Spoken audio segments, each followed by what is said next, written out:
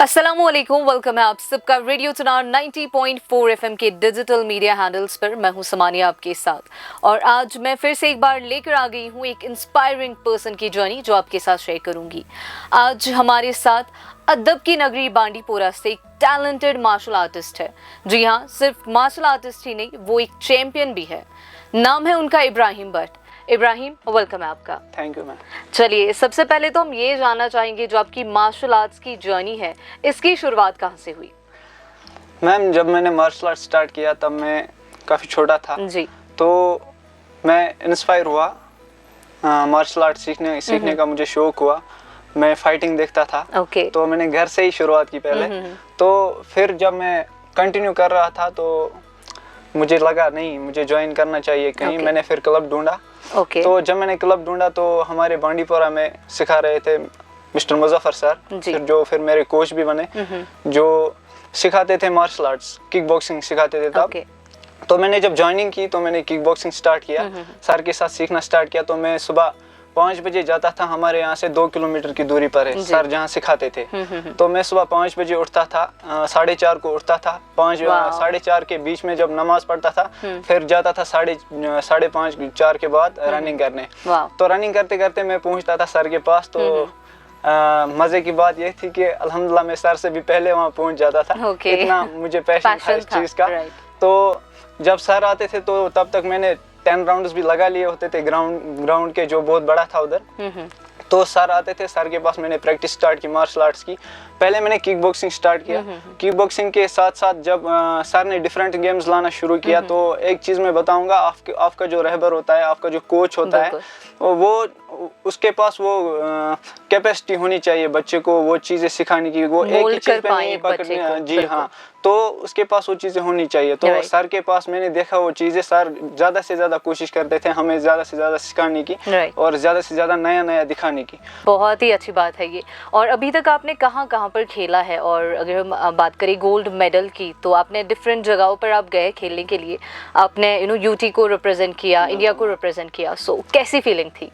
वो बहुत बढ़िया फीलिंग थी मैम, क्योंकि आपने पहले सोचा नहीं होता है कि आप इन जगहों पर जाओगे, फिर आप अपने स्टेट को रिप्रेजेंट करोगे। जब आप फिर वहाँ जाते हो तो वहाँ पे अलग ही फीलिंग होती है। तो मैंने 5-6 नेशनल्स खेले हैं, डिफरेंट इंडिया के डिफरेंट स्टेट्स में खेला है। तो MMA भी खेला है मैंने, बहुत सारी गेम्स में, मार्शल आर्ट्स की गेम्स में जो है कंपटीशन किया है। तो मेरी फाइटिंग भी बहुत जगह हुई। तो मैंने गोल्ड भी लिया, सिल्वर भी लिया। कभी कभी इंसान हारता भी है, क्योंकि मैं सीखता हूँ, जो हारता है वही सीखता है। हारने से सीख ही मिलती है। तो मैं गया बहुत सारी जगहों पे, हैदराबाद गया, थाई बॉक्सिंग खेला। वाको को मैंने पहले JNK में रिप्रेजेंट किया। जब सबसे पहले नेशनल हुआ वाको किक बॉक्सिंग का, तो हम 4 बंदे गए थे और मेरे कोच थे मुजफ्फर सर। ओके। तो अभी जो है लाइक मिक्स मार्शल आर्ट्स भी आपने जैसे कहा कि मैंने खेला, इसके अलावा लाइक मार्शल आर्ट्स के अलावा कौन सी चीज़ है जो आपको पसंद है या आप जो अभी कर रहे हैं besides martial arts? Martial arts के अलावा मैं अभी प्रेजेंट में टीचिंग कर रहा हूँ। फिजिकल टीचर हूँ मैं। एक जगह पे स्कूल है वहाँ पे बांडीपोरा में, emergent school of modern education, वो एक फारफिलिंग एरिया में है। तो वहाँ भी मुझे मेरे कोच ने ही भेजा, मुजफ्फर सर ने। मैं डेमोन्स्ट्रेशन देने के वहाँ गया था, तो उनको मैं पसंद आ गया। फिर सर ने बोला आप वहाँ पे काम करो। तो वहाँ से भी अब मैं कोचिंग भी करता हूँ, लाइक 3-4 साल से कोचिंग भी कर रहा हूँ। तो वहाँ से भी मैंने कुछ बच्चे निकाले, उन्होंने भी नेशनल खेला है। अभी मेरे पास रिसेंटली बहुत सारे बच्चे प्रैक्टिस कर रहे हैं, जो मेरे पास नेशनल प्लेयर से 20 तक है, और उनमें से मोस्टली गोल्ड मेडलिस्ट है। ओके जी मैम, ये बहुत ही अच्छी बात है।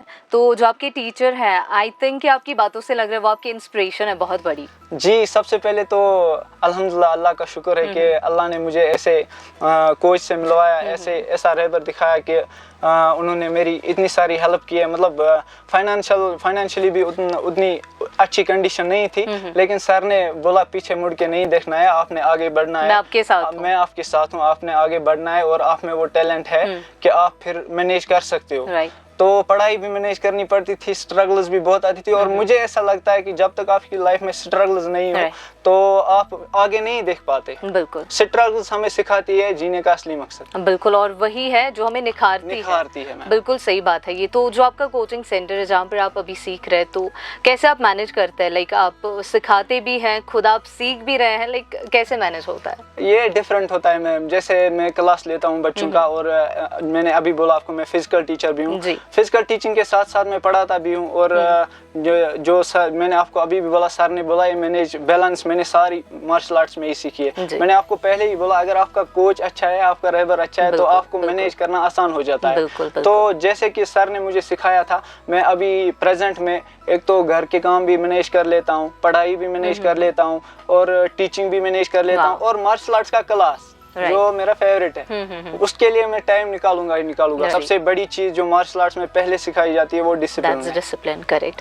अच्छा, ऐसा कोई मिसकंसेप्शन जो लोगों को है मार्शल आर्ट्स के रिलेटेड, जो आपको लगता है कि नहीं क्लियर होना चाहिए? देखिए, मिसकंसेप्शंस तो होते हैं सब लोगों के पास। जो मार्शल आर्ट से लोगों को लगता है कि शायद इसमें हड्डियां तोड़ देते हैं, ऐसी बात नहीं है। मेरी भतीजी है 7 साल की होगी, तो उसने रिसेंटली नेशनल खेला, नेशनल में गोल्ड मेडल लाया। रिसेंटली मैं बोलूंगा वो 8 साल की होगी लगभग। 2 नेशनल्स उसने खेले, 2 स्टेट्स खेले, 2 डिस्ट्रिक्ट चैंपियनशिप्स खेली, हर एक में उसने गोल्ड मेडल लाया। तो अभी वो 8 साल की है। तो ये जो मिसकंसेप्शन है पेरेंट्स को इसमें हड्डियां तोड़ देते, वो लड़कियां कभी एक्सीडेंटली हो जाता है फाइट में, तो लेकिन हार्डली नहीं होता। That's great. तो यहाँ पर अभी आपकी फ्यूचर प्लान्स क्या है? लाइक मार्शल आर्ट्स को कहाँ पर अभी रिप्रेजेंट करने का प्लान है आपका? अपनी कंट्री को कहाँ रिप्रेजेंट करना चाहते हैं? अभी मैं सोच रहा हूँ, अभी मैं एशियन चैंपियनशिप खेलूंगा, उसकी ट्रायल्स हो रही है। तो रिसेंटली अभी हमारे क्या है, कश्मीर में एथलीट्स को बहुत सारी स्ट्रगल सामने आती है। जब हम कुछ अचीव करते हैं ना फिर हमें आते हैं, लेकिन जब तक हम अचीव नहीं करें ना तब तक हम स्ट्रगल में रहते हैं। तो मेरी बहुत जगह सिलेक्शन भी हुई, लाइक मैंने जुजुत्सु में भी खेला, किक बॉक्सिंग में भी खेला, इंटरनेशनल की सिलेक्शन हुई। तो फाइनेंशियल कमी होती है हमारे पास, तो मैं वो एफर्ट नहीं कर पाता था वो फी उसका, तो मैं इंटरनेशनल खेलने जाऊँ, वरना मेरे पास आज बहुत सारे इंटरनेशनल मेडल्स भी होते।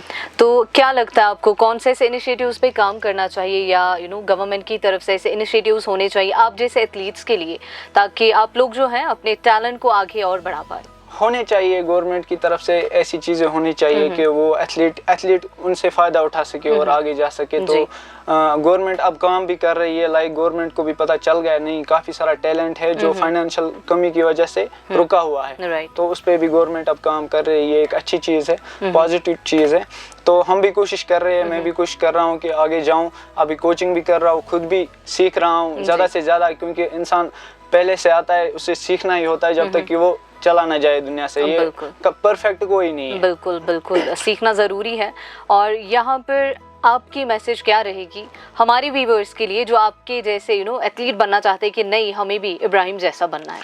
सबसे पहले तो मैं अपने व्यूअर्स का बहुत शुक्रगुजार हूँ जो हमें इस चैनल पे हमें इतना सारा प्यार देते हैं। तो उनको मेरी यही मैसेज रहेगी कि आप स्ट्रगल करें, अपनी लाइफ को देखे, आगे देखे आपको अचीव क्या करना है, आपको कहाँ तक जाना है, ये पहले ही देख कर रखे। क्योंकि अगर आप आराम ढूंढोगे तो आप लोग कुछ अचीव नहीं कर पाओगे, क्योंकि जो आराम ढूंढता है उसे फिर आराम उठने नहीं देता। वाह, बिल्कुल सही बात है ये। Well, thank you so much, आप यहाँ पर हमारे साथ जुड़े, and we wish you all the very best आपके फ्यूचर के लिए। एंड आई होप कि आप हमारी कंट्री को डिफरेंट लेवल्स पर आप रिप्रेजेंट करेंगे एंड आप नाम रोशन करेंगे। Thank you for your time. Thank you.